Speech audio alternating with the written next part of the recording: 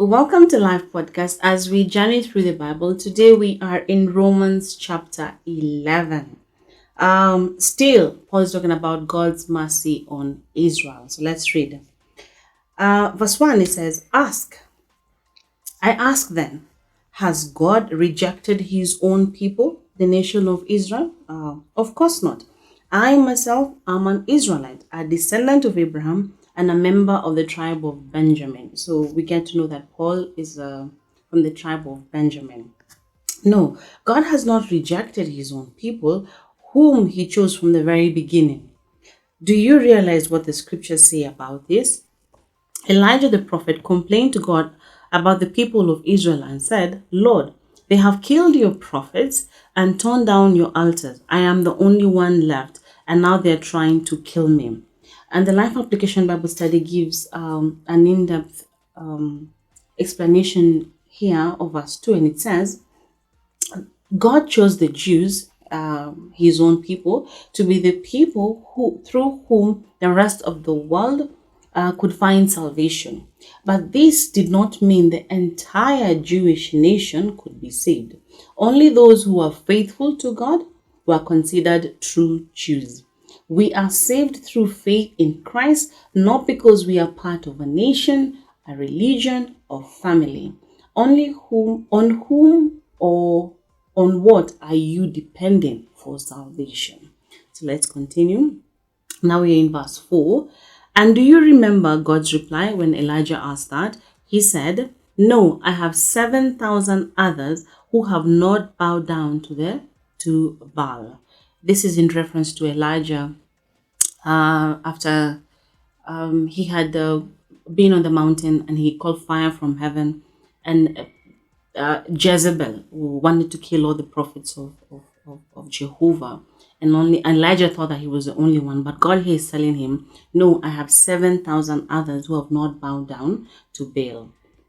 In verse 5 it says, it is the same today. For a few of these people of Israel have remained faithful because of God's grace, his undeserved kindness in choosing them. And since it is through God's kindness, then it is not by their good works. For in that case, God's grace would not be what it really is, free and undeserved. And Life Application Bible Study said, do you think it's easier for God to love you when you're not good? It's a question. Do you secretly suspect that God chose you because you deserved it? Do you think some people's behavior is so bad that God couldn't possibly save them?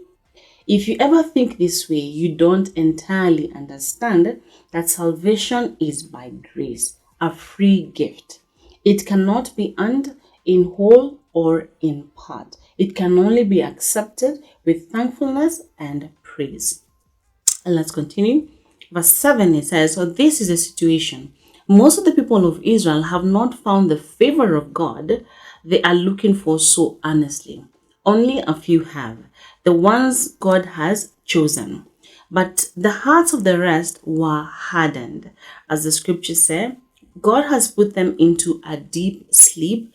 To this day, he has shut their eyes so they do not see, and closed their ears so they do not hear. And we find this in Isaiah 29 verse 10. Likewise, David said, let their bountiful table become a snare, a trap that makes them think all is well. Let their blessing cause them to stumble, and let them get what they deserve. Let their eyes go blind so they cannot see, and let their backs be bent forever. This we find in Psalm 69 verse 22 to 23. Verse 11, it says, did God's people stumble and fall beyond recovery? Of course not. Yes, they were disobedient, so God made salvation available to the Gentiles. But he wanted his own people to become jealous and claim it for themselves. Now, if the Gentiles were enriched because the people of Israel turned down God's offer of salvation, think how much greater a blessing the world will share when they finally accept it. This is the nation of Israel. I am saying all this especially for you Gentiles, God has appointed me as the apostle to the Gentiles, and we saw that in the book of Acts. I stress this, for I want somehow to make the people of Israel jealous of what you Gentiles have, so I might save some of them. For since their rejection meant that God offered salvation to the rest of the world, their acceptance will be even more wonderful. It will be life for those who were dead. What does Paul mean? Let's read a life application Bible study. It says, Paul was appointed as an apostle to the Gentiles. He reminded his Jewish brothers and sisters of this fact, hoping that they too would want to be saved. The Jews rejected God's offer, and thus Gentiles were being offered salvation. But when a Jew comes to Christ, there is great rejoicing, as if a dead person had come back to life. So that is what Paul is referencing to when he says it will be life for those who were dead. And since Abraham and the other patriarchs were holy, their descendants will also be holy, just as the entire batch of dough is holy, because the portion given as an offering is holy. For if the roots of the tree are holy, the branches too will be. But some of these branches from Abraham's tree, some of the people of Israel, have been broken off. And you Gentiles, who were branches from a wild olive tree, have been grafted in. So now you also receive the blessing God has promised Abraham and his children, sharing in the rich nourishment from the root of God's special olive tree. So the Gentiles have been grafted into God's tree.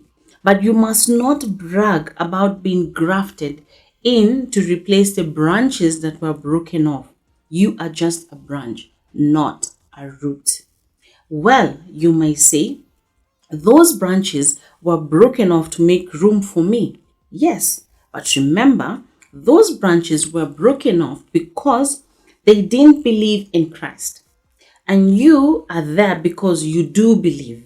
So don't think highly of yourselves, but fear what could happen. For if God did not spare the original branches, he won't spare you either. So no one is indispensable. And then verse 22, notice how God is both kind and severe.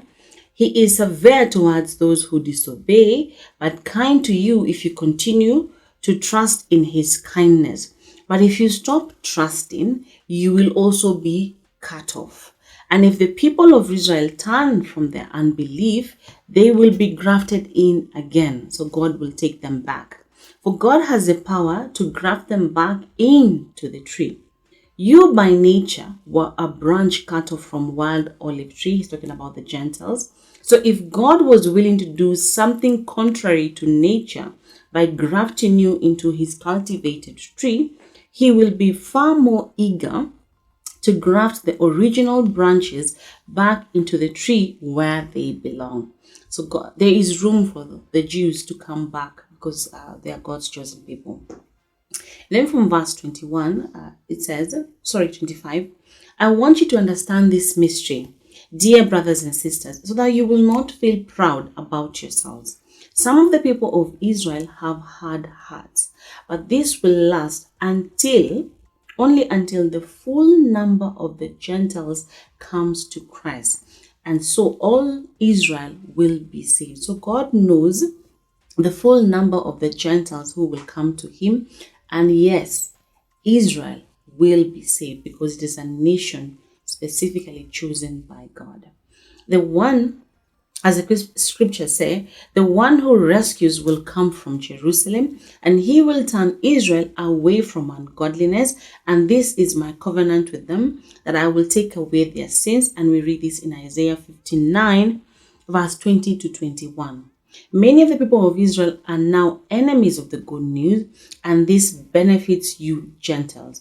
Yet they are still the people he loves because he chose their ancestors Abraham, Isaac, and Jacob. For God's gift and his call can never be withdrawn. Another version, it says, the giftings and callings of God are irrevocable. He cannot take them away. Once you Gentiles were rebels against God, but when the people of Israel rebelled against him, God was merciful to you instead. Now they are the rebels, and God's mercy has come to you so that they too will share in God's mercy, for God has imprisoned everyone in disobedience so he could have mercy on everyone. Oh, how great are God's riches and wisdom and knowledge! How impossible it is for us to understand his decisions and his ways. And in the final verses, for who can know the Lord's thoughts? Who knows enough to give him advice? No one. And who knows and who has given him so much that he needs to pay back? Absolutely no one. And we find this in Isaiah 40 verse 13 and Job 41 verse 11. For everything comes from him and exists by his power and is intended for his glory. All glory to him forever. So everything comes from God and we all exist by his power and everything is intended for the glory of God. So we're done with the book of Romans chapter 11. Those were 36 verses in which we learn so many things. What are these? Number one, we get to see that Paul was an Israelite member from the tribe of Benjamin. God has not rejected the nation of Israel, and God's grace is free and undeserved. The Israelites, yes, were disobedient, and salvation was also made available to the Gentiles. Paul was appointed as an apostle to the Gentiles. The Gentiles were grafted into God's tree and have received the blessings God has promised Abraham and his children. But we should not allow pride to rule in our hearts. Our belief in Christ allows us to be grafted or allowed into God's kingdom, but we should not think that we are indispensable. When the Israelites come back to God and believe in him, they too will be grafted in again.